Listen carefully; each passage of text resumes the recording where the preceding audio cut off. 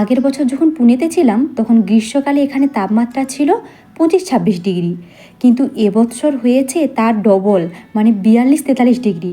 আর আজকে সকালবেলায় দেখো, সকালে আবার তাপমাত্রা হয়ে যাচ্ছে 21-22 ডিগ্রি। খুব ঠান্ডা লাগছে আর কি বাতাস দিচ্ছে। একজন আমাকে জিজ্ঞাসা করেছো আমি কোথায় থাকি, যে আমাদের এখানে তাপমাত্রা এত।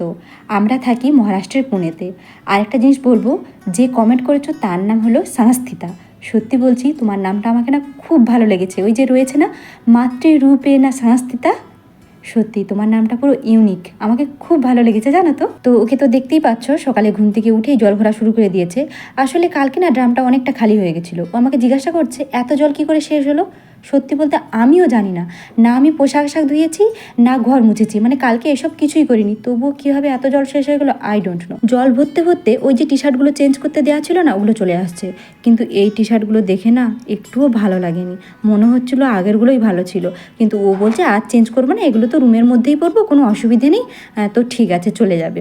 এই জন্য আমরা রেখে দিয়েছি, কিন্তু একদম ভালো লাগেনি। তো যাই হোক, এদিকে দুপুরে যা যা রান্না হবে ও আমাকে সব রেডি করে দিয়েছে। আর এদিকে আমার লঙ্কা গাছ দেখো পুরো শেষ। আর এদিকে আতা গাছটা তবুও হয়েছে, কিন্তু লঙ্কা গাছটা শেষ হয়ে গেছে। আমার না খুব মন খারাপ হয়েছিল। আমি জানি যে আমার মিস্টারের হাতে না সব গাছ খুব ভালো হয়। আসলে আমার শ্বশুরবাড়িতে যত কিছু গাছ রয়েছে, মানে আম গাছ, লেবু গাছ, মৌসুম্বি গাছ, আরও যা যা গাছ রয়েছে সবই আমার মিস্টার লাগিয়েছে। আর সব গাছে ফল ধরেছে, এমনকি বাড়ির লোক খেয়েও নিয়েছে। আর ওই যে একদিন মৌসুম্বি খেয়েছিলাম, ভিডিও করেছিলাম, ওই মৌসুম্বি গাছটা আমার বর লাগিয়েছিল। মানে ওর হাতে জানো তো সব গাছ হয়।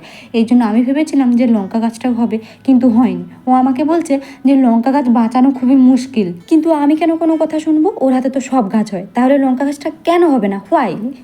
আর এদিকে দেখো, কড়া থেকে সয়াবিনের কান ধরে তুলে খেয়ে নিল।